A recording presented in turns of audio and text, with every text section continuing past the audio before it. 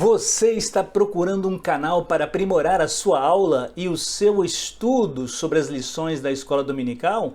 Eu trago um conteúdo fidedigno das lições do primeiro trimestre de 2022. Para facilitar o seu estudo, eu apresento para você, em sua telinha, os principais versículos apontados pelo comentarista para que possa ganhar tempo. Além disso, dirigido pelo Espírito Santo, trazemos versículos extras, não contidos na lição, e breves comentários, tanto para você, professor da escola dominical, para levar para a sua sala de aula, quanto para você, aluno que é dedicado e gosta de participar efetivamente com sabedoria da aula da EBD em sua igreja. A linguagem é fácil, objetiva, clara e respeita os tópicos, subtópicos e a dinâmica da lição aplicada pelo comentarista. Fique conosco e receba a palavra e as bênçãos de Deus. Vamos juntos?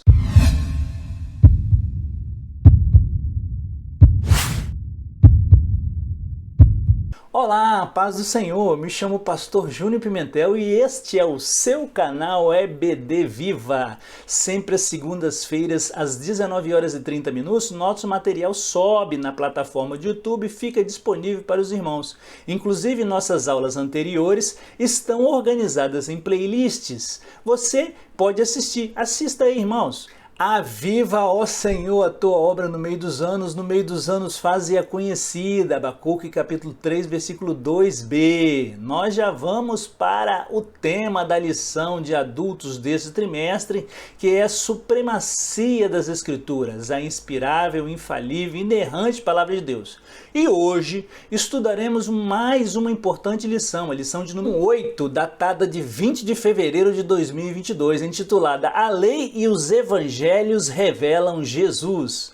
Vamos para o nosso texto áureo, que diz assim: Ouve Israel, o Senhor nosso Deus é o único Senhor. Deuteronômio 6, versículo 4. A verdade prática nos diz: a lei não salva, mas esboça o plano da redenção em Cristo, confirmado nos evangelhos. A leitura bíblica em classe encontra-se em Deuteronômio, capítulo 6, versículos de 4 a 9 e Lucas, capítulo 1, versículos de 1 a 4. Vamos ler? Ouve Israel, o Senhor nosso Deus é o único Senhor. Amarás, pois, o Senhor teu Deus de todo o teu coração e de toda a tua alma e de todas as tuas forças. E estas palavras que hoje te ordeno estarão no teu coração. E não as intimarás a teus filhos, e delas falarás assentado em toda a casa, e andando pelo caminho, e deitando-te e levantando-te. Também as atarás por sinal na tua mão, e te serão por frontais entre os seus olhos. E as escreverás nos umbrais da tua casa e nas tuas portas. Tendo, pois, muitos empreendido por em ordem a narração dos fatos que entre nós se cumpriram, segundo nos transmitiram os mesmos que os presenciaram desde o princípio e foram ministros da palavra, pareceu-me também a mim conveniente descrevê-los a ti, ó excelentíssimo Teófilo, por sua ordem, havendo-me já informado minuciosamente de tudo desde o princípio, para que conheças a certeza das coisas que já estás informado. Destacamos logo do início a palavra-chave revelar. Vamos adaptar para revelação para ficar mais didático. No dicionário bíblico Wycliffe, o significado da palavra é, por definição, que os verbos hebraicos e gregos relativos à revelação, galai e apocalipto, expressam a ideia de descobrir ou revelar algo que estava escondido ou desconhecido. Já no dicionário, irmãos, da Bíblia de Almeida, publicado pela Sociedade Bíblica do Brasil, ali explica em tópicos. Vejamos, a palavra revelação tem o seguinte sentido. Primeiro, ato pelo qual Deus torna conhecido um propósito ou uma verdade. Segundo, ato pelo qual Deus faz que alguma coisa seja claramente entendida. E terceiro, explicação ou apresentação das verdades divinas. O que vamos aprender na lição de hoje? Nós aprenderemos que a lei esboça o plano da redenção em Cristo, confirmado pelos evangelhos. Por isso que o Pentateuco e os evangelhos têm uma relação profunda na revelação da pessoa de Jesus Cristo. Quando o cristão lê o Antigo Testamento, ele tem o Novo Testamento como base, principalmente os evangelhos, para compreender a lei. Por isso nós entendemos que toda a Bíblia é cristocêntrica, ou seja, tem como principal fonte Jesus Cristo, Salvador da humanidade. Vamos para os objetivos da lição de hoje. Número 1 é apontar que a lei era transitória e esboçava o plano da redenção em Cristo. Número 2, afirmar que os evangelhos são boas novas do reino de Deus e da salvação em Cristo. E 3, ressaltar que a lei não salva, mas a obediência ao evangelho transforma as vidas. Nós vamos aproveitar o tempo e já entrar na introdução. A lei e os evangelhos pertencem, respectivamente, ao Antigo e ao Novo Testamento. São livros, irmãos, sagrados, de origem divina, que integram o cânon das Escrituras. Possuem igual autoridade como regra de fé e prática, porém, com funções distintas. Os preceitos e as narrativas da lei têm aplicação nos evangelhos. Na lição de hoje, nós estudaremos a relação entre o Pentateuco, como dissemos, e a mensagem de Cristo. Em Mateus capítulo 5, versículos 14 e 17, diz assim: Vós sois a luz do mundo, não se pode esconder uma cidade edificada sobre um monte, não cuideis que vim destruir a lei ou os profetas, não vim abrogar, mas cumprir. Tópico de número 1, o Pentateuco, a lei de Deus. Subtópico 1, os 5 livros da lei. Pentateuco é uma palavra que deriva de 2 termos gregos, penta e teucos, que significa 5 volumes. Trata de um conjunto formado pelos 5 primeiros livros do Antigo Testamento, Gênesis, Êxodo, Levítico, Número e Deuteronômio, né, irmãos? No texto hebraico e pelos judeus, ainda hoje, esses volumes são denominados de Torá, com o sentido de instrução, ensino e direção.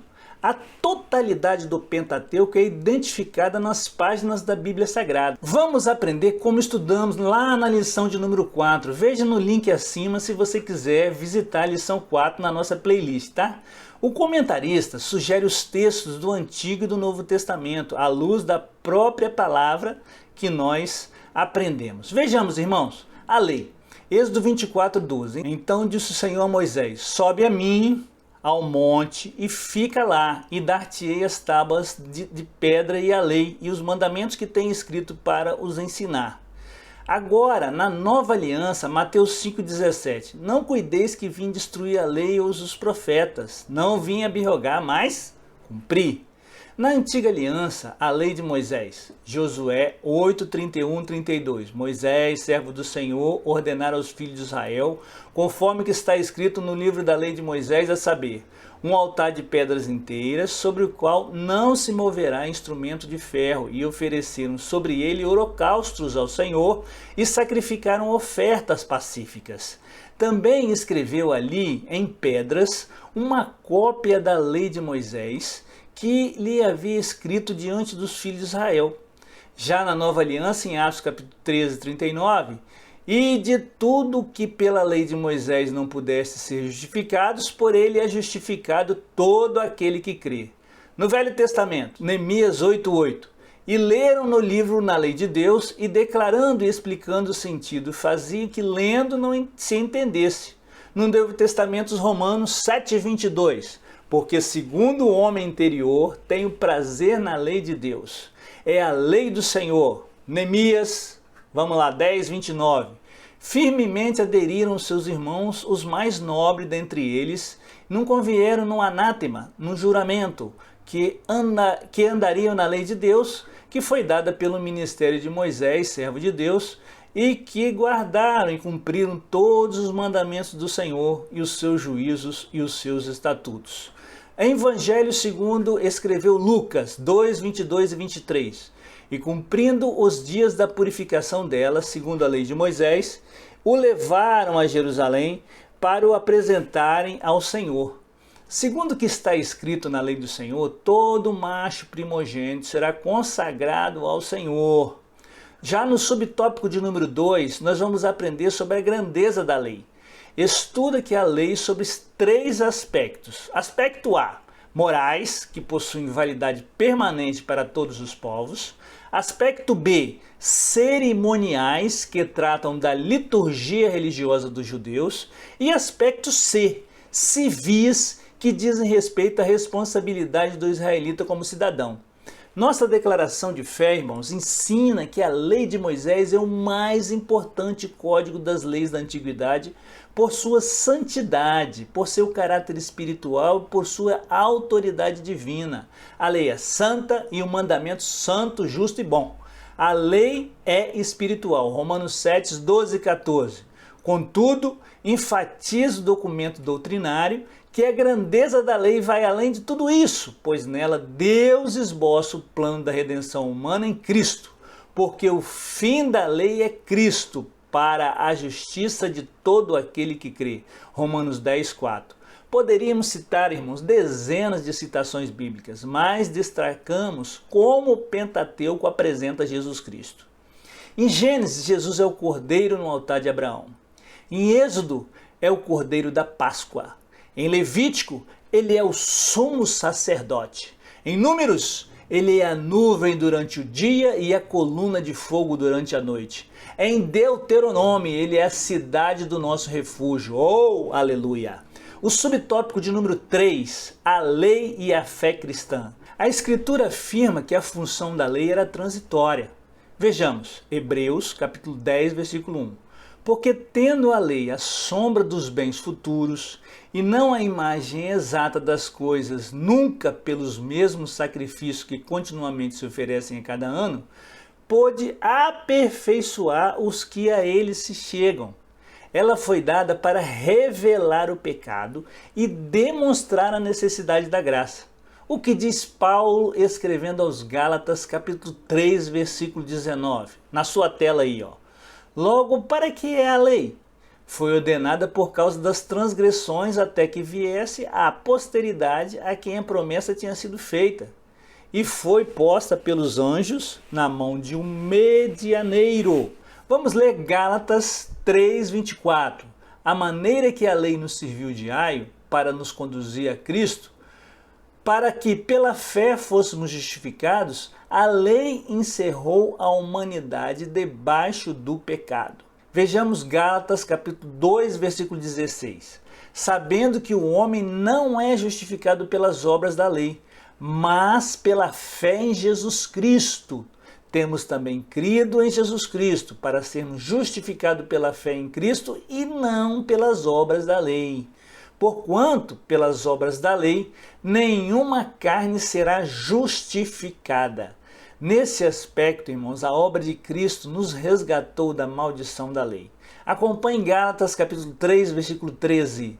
Cristo nos resgatou da maldição da lei, fazendo-se maldição por nós, porque está escrito, maldito todo aquele que for pendurado no madeiro. E nos deu vida mediante o Evangelho. Vamos ler agora 2 Timóteo capítulo 1, versículo 10.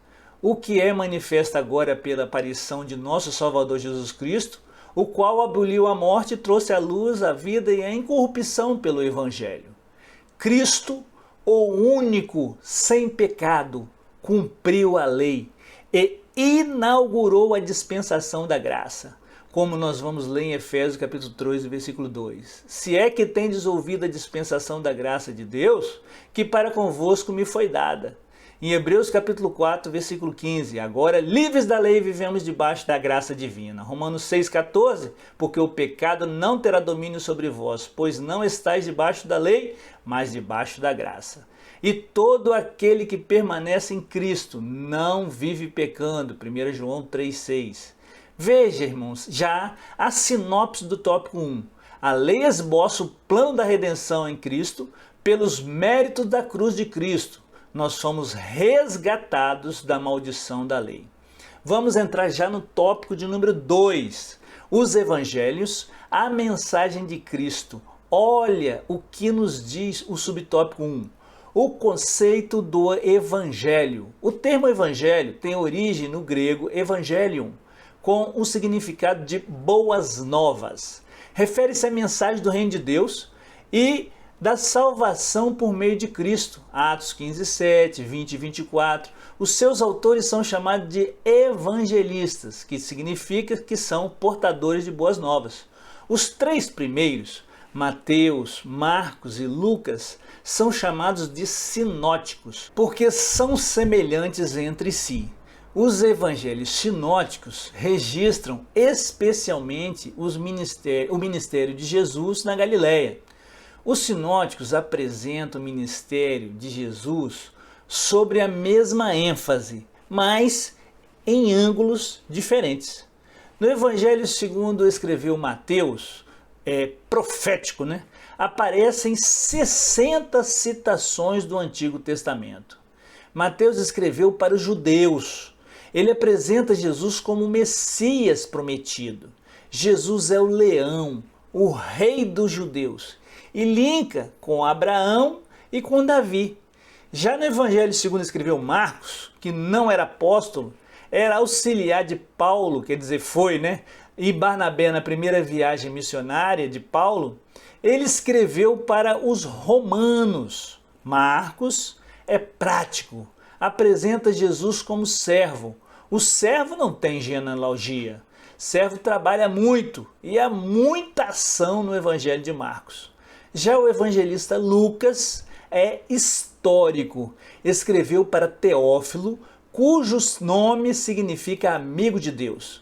Escreveu para os gregos, ou seja, para os gentios. É um evangelho, irmãos, universal.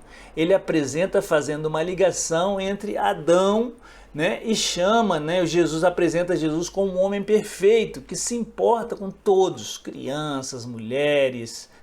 O quarto evangelho, já, segundo escreveu João, foi escrito para a igreja e tem peculiaridades próprias e enfatiza o ministério de Cristo na Judéia.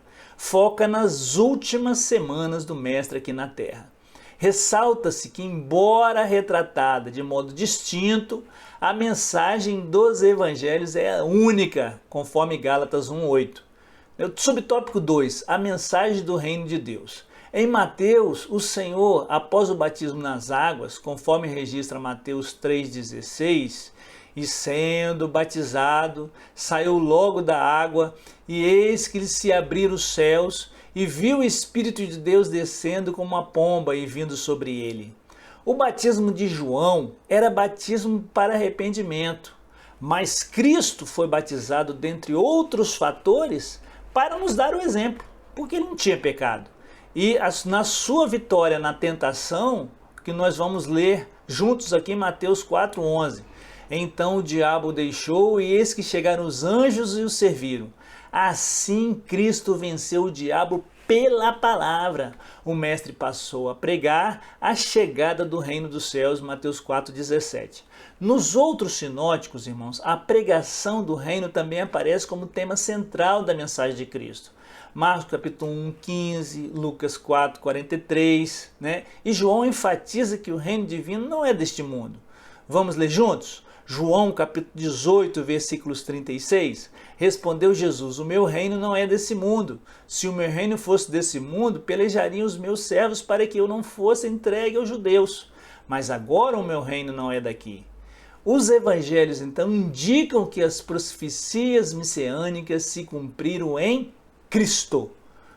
Neles, Jesus é apresentado como o filho de Davi, o filho de Deus. Mateus capítulo 1, versículo 1, Marcos 1:1. A sua vinda inaugura o começo do reino e requer a conversão dos pecadores. O reino aponta para a soberania de Deus sobre todas as coisas.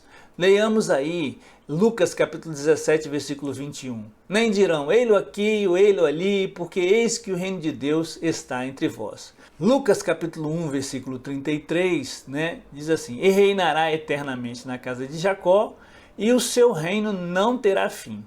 Já chegamos ao subtópico número 3, a mensagem da salvação. O comentarista nos traz mais alguns aspectos em que Jesus é apresentado nos evangelhos. Jesus é identificado por 3 títulos principais: Salvador, Cristo e Senhor. Coloque na tela aí, Fernanda, Lucas capítulo 2, versículo 11. Pois na cidade de Davi vos nasceu hoje o Salvador, que é Cristo o Senhor. Mateus registra que ele veio para salvar o povo dos pecados. Mateus 1, 21, Jesus profético. Já Marcos afirma que é preciso crer em Cristo para ser salvo. Marcos 16, 16. Lucas assevera que ele veio salvar o que estava perdido, Lucas 19, 10. João esclarece que ele é o Salvador do mundo, João 4, 42. Os irmãos podem conferir aí. Por isso a mensagem da salvação é um ato de amor da graça divina pelos méritos de Cristo. Olha aqui o texto áureo da Bíblia, João 3,16. Porque Deus amou o mundo de tal maneira que deu seu Filho unigênito para que todo aquele que nele crê não pereça, mas tenha vida eterna. Os elementos dessa salvação incluem o sacrifício de Cristo, arrependimento de pecados e o novo nascimento. Neste sentido, Cristo declarou: aquele que crê em mim tem a vida eterna. João 6,47. Glória a Deus! Nós trazemos um subsídio aí para a sua classe. Dos 3.779 versículos que há nos 4 evangelhos, mais de 50%, ou seja, precisamente 1.934 versículos foram proferidos por Jesus. Ou glória, né? Finalizamos o tópico do número 2 com a sinopse do tópico do número 2. Os evangelhos são as boas novas que proclamam o reino de Deus e a mensagem de salvação em Jesus Cristo. Entraremos agora no tópico de número 3. Uma mensagem transformadora. Subtópico 1, a transformação do caráter. O caráter, irmão, é definido como uma maneira própria de cada pessoa agir e expressar-se. Na lei, o decálogo, ou seja, os 10 mandamentos, apresenta as orientações básicas para o modo de viver dos israelitas, o Êxodo 20, 1 a 17. Estes princípios também são aplicados no Evangelho, Marcos 10, 19.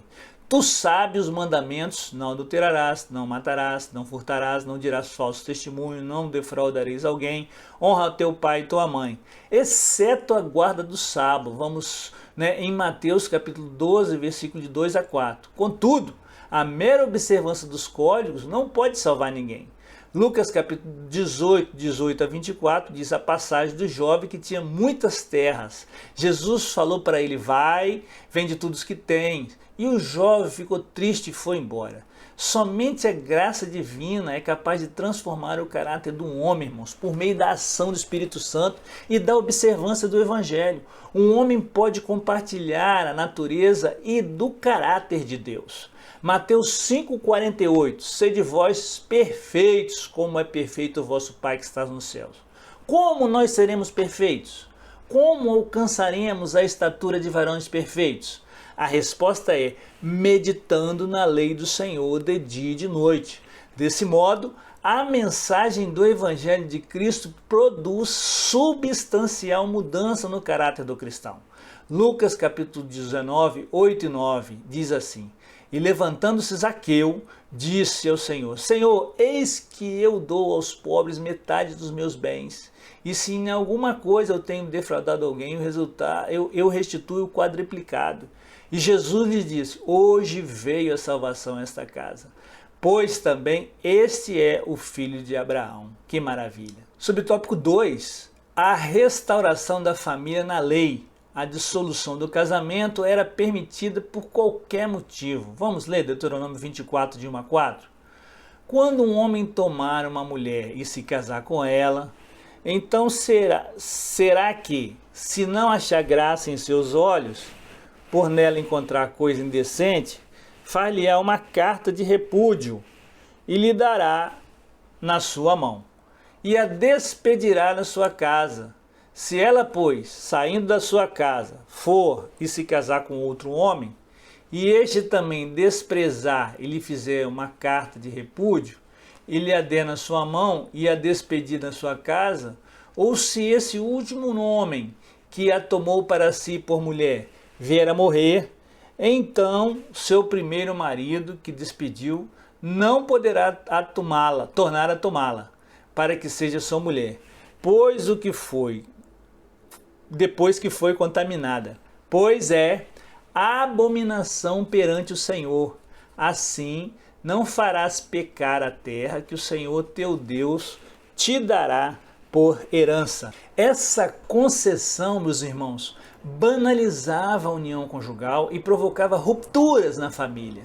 Nos evangelhos, Cristo ensina que o propósito divino para o casamento é a união indissolúvel entre um homem e uma mulher, conforme Gênesis 1:27, 2:24, Mateus 19:4 e 5. Este ensino é enfatizado com as seguintes palavras: o que Deus ajuntou, não separe o homem, Mateus 19:6. As exceções são justificadas em caso de morte, Romanos 7:2, infidelidade, Mateus 5:32, e deserção do lar pelo descrente, 1 Coríntios 7:15. E mesmo nas situações de traição e abandono, a mensagem cristã apresenta o perdão e a reconciliação como atitudes preferíveis. Mateus 5, 9, 44. Vamos ler? Mateus 18, 20 e 21. Então Pedro, aproximando-se dele, disse: Senhor, até quantas vezes pecará o meu irmão contra mim e eu lhe perdoarei? Até 7? Jesus lhe disse: não te digo que até 7, mas até 70 vezes 7. Subtópico 3, a regeneração da sociedade. Nossa declaração de fé afirma que a estrutura dos 10 mandamentos que fazem parte da lei diz a respeito a Deus e à sociedade. Envolve pensamentos, palavras e obras. O Senhor Jesus ensinou que todo o sistema mosaico, a lei e os profetas, está resumido em 2 ações: amar o Senhor e amar o próximo. Mateus 22, 37 a 40, nós vamos ler no final. Os evangelhos asseguram que o amor de Deus para com a humanidade é a base da salvação. Está lá em João 3,16, né?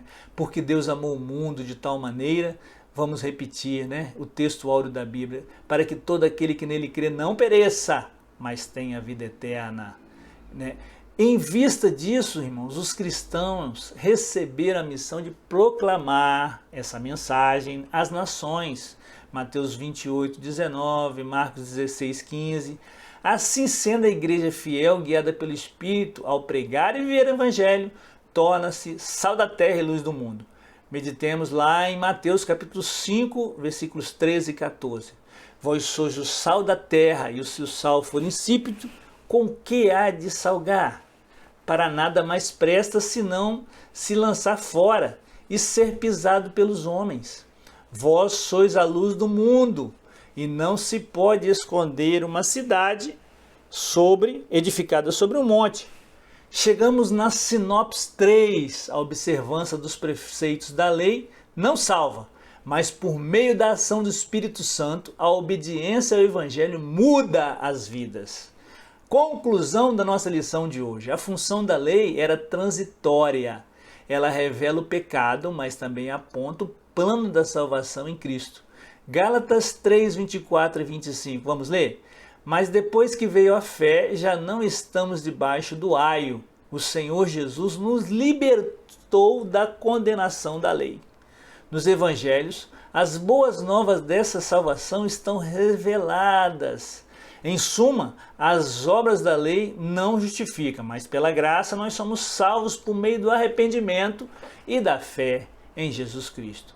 Jesus Cristo vive, né, irmãos? Graças a Deus, aleluia. A sua pregação, o anúncio do reino de Deus, é o ponto fundamental da mensagem de Jesus. Continua sendo a mensagem da igreja. Os púlpitos precisam ser cristocêntricos.